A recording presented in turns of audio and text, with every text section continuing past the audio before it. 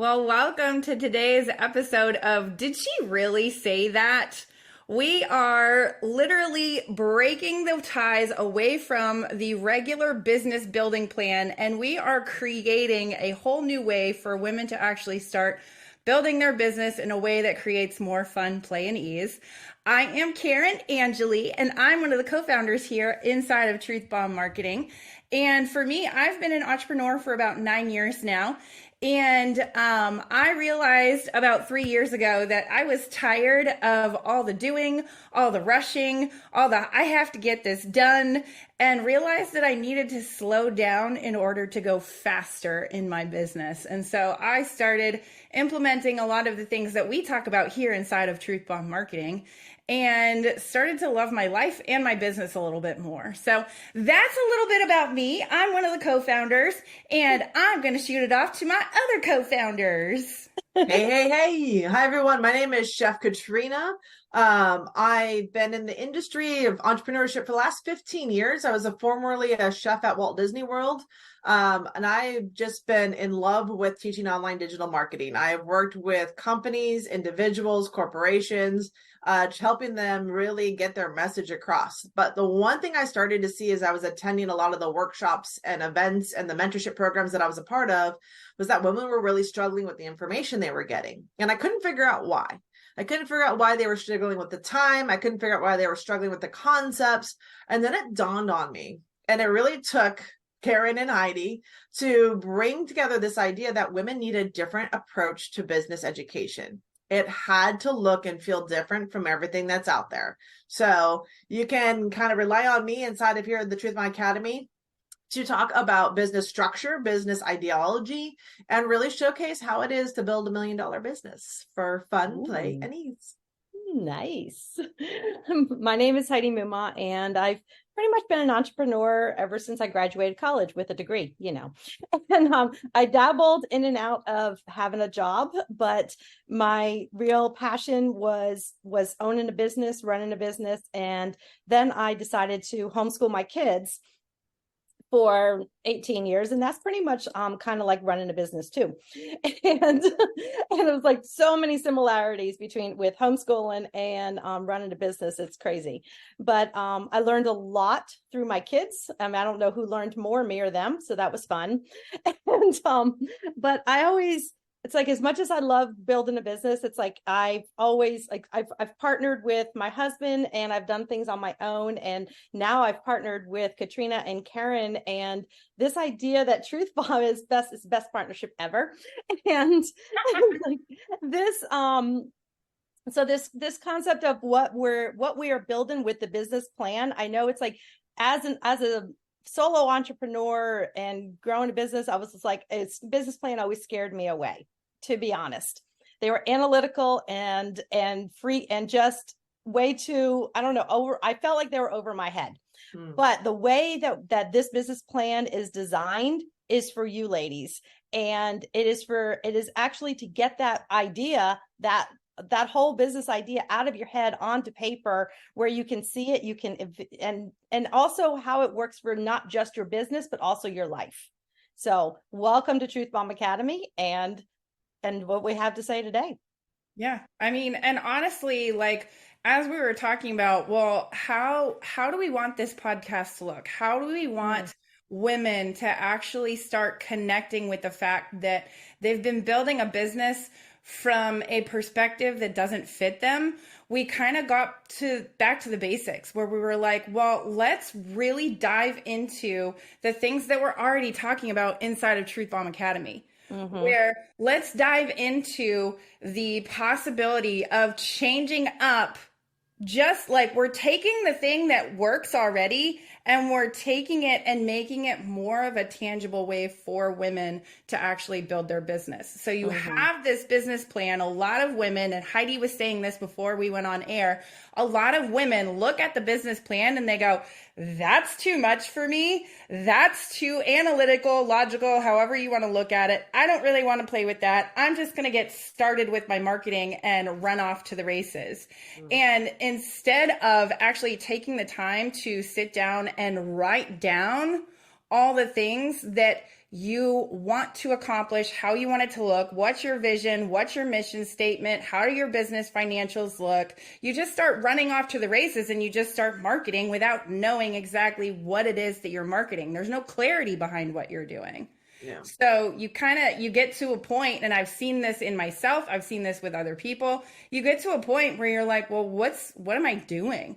What's the clarity? And we've had to look at that with ourselves here inside of Truth Bomb Marketing even. Where's the clarity on what we are offering and how we're helping people?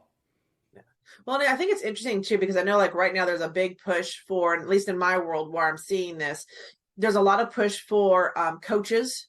Like coaching is a great way to make money. And I think a lot of women that are naturally like, we love to teach. So coaching kind of falls into our wheelhouses. So there's tons of coaching programs out there from all different, different tactics, different services, different coaching programs, different businesses out there.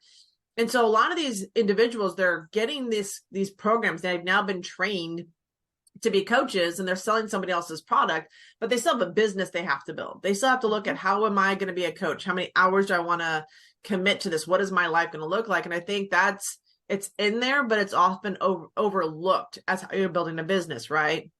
And then the other side of the coin are business to business, right? And I also see a lot of people out there that are creating courses, right? Course development with the AI technology is like on a rampage, right? I swear every third post I see is something like how to create courses faster in the next 3 days and sell tomorrow. Like, it's great. You can create that. But again, it's a short-term goal of the long-term strategy, right? And so I remember back when I first got started in owning my restaurant, I never had a business plan. I wish to God somebody had sat me down. But when I looked at it, I didn't understand a lot of the ideas behind it. I wasn't sure what I was being asked, right? And really, there was kind of expected that I should know this information already going into the business world. And I think that's where men have an unfair advantage, because I truly believe that the men have inherently been shown, if you're a businessman teaching, you have a son that's in a business, they know about a business plan. They've been having these conversations. And for years, women have never been allowed into those financial conversations, into those business planning. So when I look at a business plan, it's super intimidating, because I'm like, how am I going to pay my bills? How am I going to set, because I don't have anyone holding my hand to walk me through it. And it took really us going through this even to like really define our business plan for our company, right? And when we talked about it, I think Heidi, you mentioned about this, like, what is your idea? And I think this is an important topic to talk about, because I think everybody comes into, whether you're building a brick and mortar business, whether you're building a coaching business, whether you're building a course or academy, whether you're creating partnerships or collaborations, the idea is the starting point. Right. Yeah. So what do we talk about inside the idea? What are some of the highlights that we talk about that are different when we approach it as women? I mean, the thing that is so important for us as women is that we like to talk, we like to like go around in circles sometimes as women. And so a lot of times, like, men can be like, that's the thing I'm doing, that's what is going on, and we're done. And women sometimes will kind of talk around it. We don't get to the point. We go on tangents. Yeah, just a little bit. And that's okay. Like, there's a beautiful thing about going on tangents as a female. Like, there is no right or wrong way to build a business. Let's just put that out there. And I feel like as women, we have been told that we do have to fit into this same category that men are like, this is the way that it's done. And it's like, well, wait a minute. I still want to kind of talk around it too. I still want to talk around it, but we've actually taken it and we've gone, well, how do you have clarity while you're talking around it? How do you actually like get that thing that you really want to provide to other people? What's that product or service that you really want to give to people that you know is going to help them? Give yourself clarity on what you're doing and continue to talk around it, because we do. We like to talk. We like to connect with people. We like to network. Even the most introverted females in this world, I have seen the same thing. Introverts just like a smaller group of people to connect with. And that's Right. great because I love introverts. I'm married to an introvert. He really goes deep with his relationships. And I love that about introverts. Some of my best friends in this world are introverted because they like to go deep with friendships. And I like that too. So, but I got way off on a tangent there. Wow.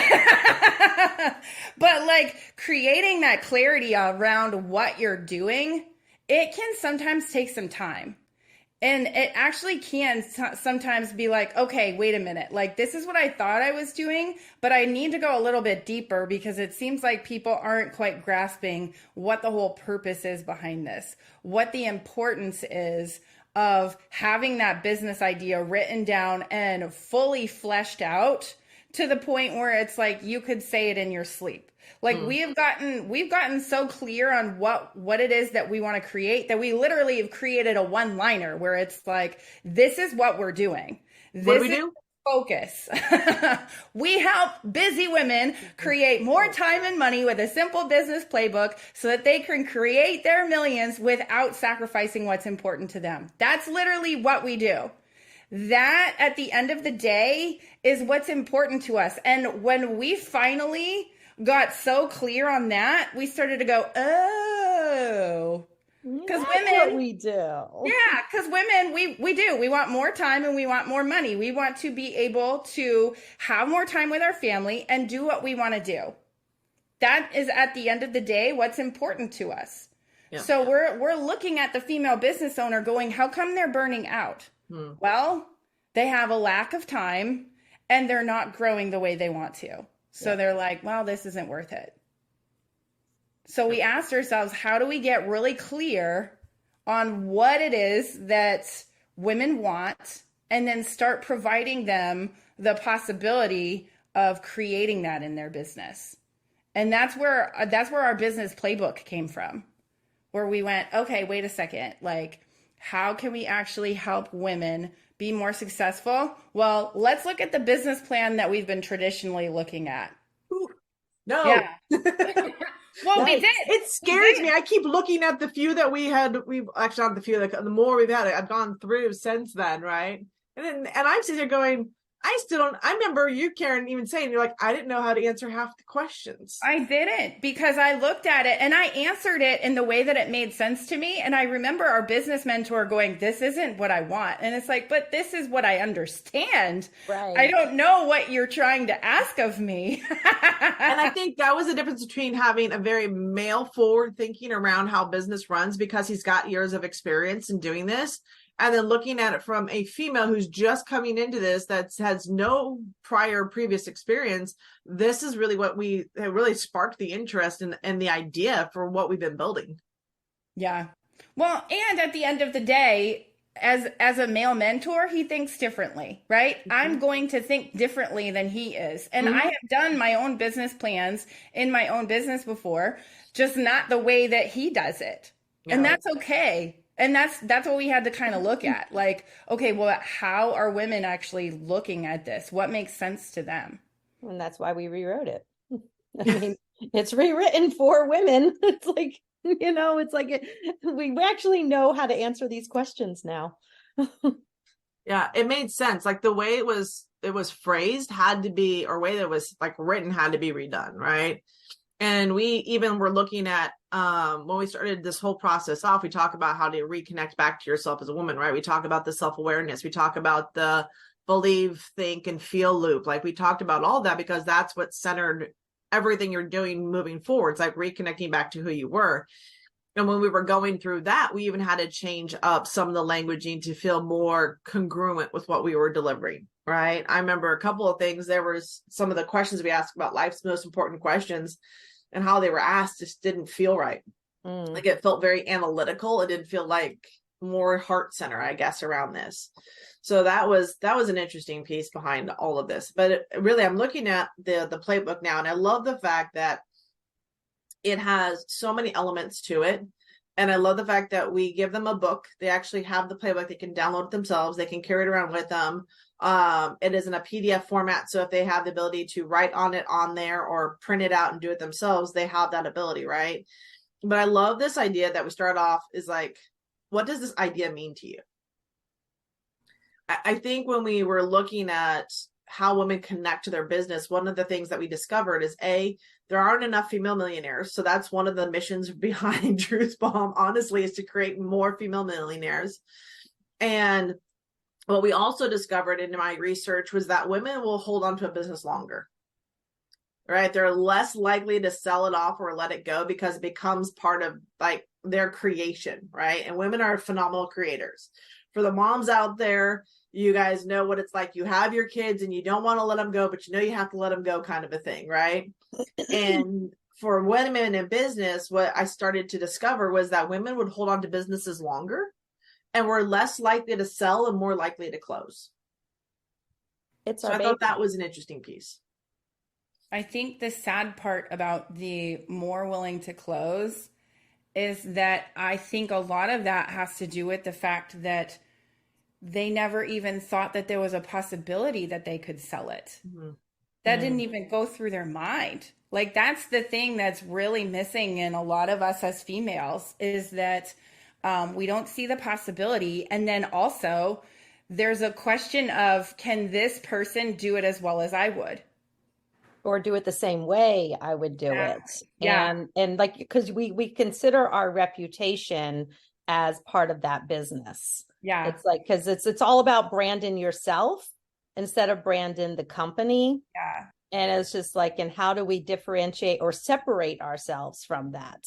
You Yeah. always think of it, it's like, because women, it's like, it's like you raising your kids and you always see yourself reflected in your kids, how your kids behave. That's how people think about you. And whether that's true or not, that's what moms think. And I think a lot of women, like when they're building their business from scratch, it's their baby. It's the reflection of themselves. And it's hard to separate ourselves from it. But I think it was like when you're going through something like the business plan and you actually are creating that business, and then you actually consider, what is my exit plan? What am I doing? To actually even think about that is a new thought for a lot of women. Yeah. I know it was for me. I was just like, I don't know. I never thought about that. I was just to go, I would just do it until, I don't know, I was done or whatever. I don't know. And I I've mean, never thought about it before. let's go back to the concept of, will somebody else be able to do it the same way that I would? Like, Heidi, you had this conversation before we got on air about how your daughter, like, she still holds on to the need to clean and cook, even though her husband does it all, because he does it differently. Yeah. And a lot of females think like that. I personally let that go a long time ago. I went through anesthesia school a long time ago. And during anesthesia school is when I realized I had to let that go. And when I let that feeling go of it has to be done my way, wow. There was a lot of freedom in being like, well, my husband actually does a really good job too, and I can praise him for it. And if I want something done a specific way, all I have to do is just say, hey, is it okay if we do it this way? And we have a conversation about it. And there's that's a lot of growth too. Because I know it's like, I was like, I mean, because my husband used to, like, the first thing he would do would get up and clean up from after dinner. And he would clean up everything except the stove. He never touched the stove. And I was really like, but you're right. It's all about a conversation. And it's having that conversation. And yeah, it's fun. Yeah. And also just like being okay with, that person's different. They're going to do it differently than I am. And that's okay. And there's beauty in that. There's beauty in letting go and letting somebody do their thing and going, man, they're a really cool person. They did a good job with my business. Like, this is like, you're right. It's like we build these amazing businesses, and I've also seen this because I saw this in the homeschool world. Whereas we had an amazing homeschool co-op going. It was incredible. Like, everybody wanted to be part of this co-op. It was the best one in town. And the lady who was running it, her kids got older. They graduated and she was done, but she couldn't pass this off and teach somebody else what she had been doing. Instead, they closed the co-op. And it's like, and to create something that beautiful, that people are, I mean, it's like, and that's what we do with the, like, that's what we see with a business. It's like you're creating this, and it's like whether it's products or services that you have clientele with, that people love the product or they love the services, and then you just close it because you're done. And it's just like, but it's like, that's sad, because it's a disservice to your clients and customers at that point, who fell in love with your product or services. And then it's just sad. It's just like to build something and then not see how it can continue to grow. Yeah. It's just interesting to see how men and women do think differently, because men generally go in with the thought of, well, if I create this $1 million business and then I sell it for XYZ, like that, like there's a thought process behind it, where women don't always have that thought process. They see the value. Yeah. They see the value in it. Do women not see it as an asset? Is that part of the problem? I don't think women have owned enough assets over a long enough period of time to see business as an asset. And I mean that really, because if you look at how long, and if you go back through history, even I think it's C.S. Walker, I think is her name, the first lady millionaire, female millionaire in the United States, that was doing like hair products for her culture, right? And, you know, C.J. Walker, that's what it was. That's who she is. We don't see the value of a lot of what we create. And I think sometimes we get blinded to the idea that the kids that we've produced, the people that we've impacted and taught and trained, are our legacy. They are the asset to us. They are the reflection of who we are out in the world. So I think when you get into business, and Karen's talked about this too, and I know of other entrepreneurs that have sold companies and still pulled in residual income from the sale of the company, right? And I've seen a lot of men do that. I see a lot of men do that. I don't think women have the consciousness yet that that's a possibility, that they can sell something negotiated. And I think this is where it was interesting. I was talking with a business gentleman the other day, and he goes, I love working with women. He goes, I'll give women a task. Like when I was in the sales force and I had women that were in sales, I loved working with them because they thought outside of the box. And if there was a task that needed to be done, it could get done. And it might not be the way I would do it, but the way they did it worked for the client. It worked for whatever. Like they were more intuitive to what the client needed, right? Instead of just trying to be a hard line over and over again, they kind of softened the edges and went in and did different things. He's like, also, if I gave them a task, as long as they had a date of when it was due, they always performed. Right. And so they would cover for each other. They would make sure that everybody was taken care of. The client was taken care of. So they knew their district and what they were selling. So I think for women, it's about understanding our value and what we're really good at, and knowing that that is an asset.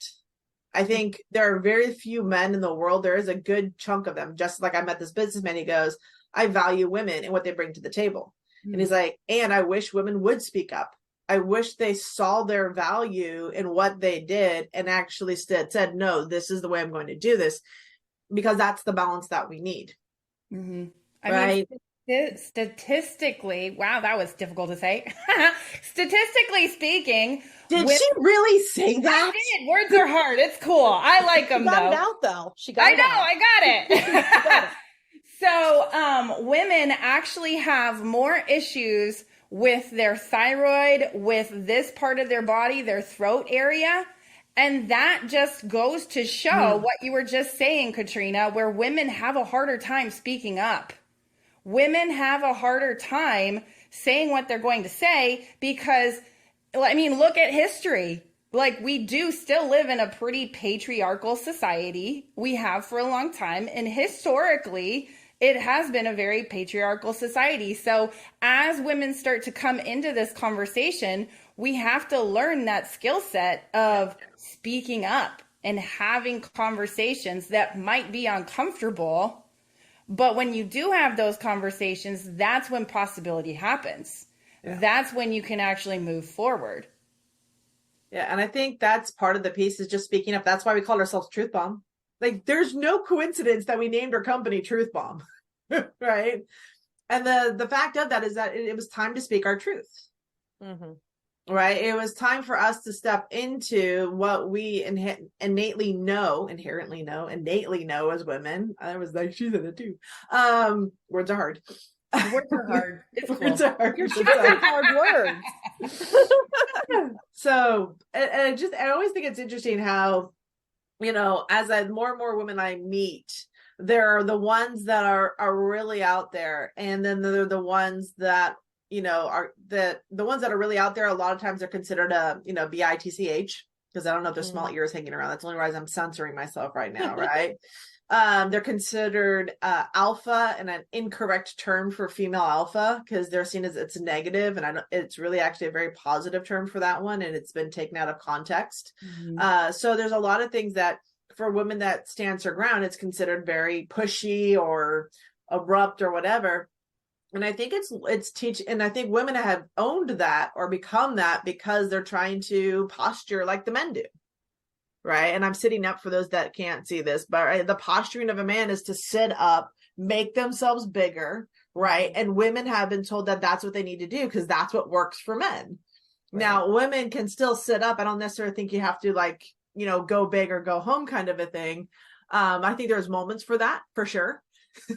I think it's good to let yourself be noticed in a stand.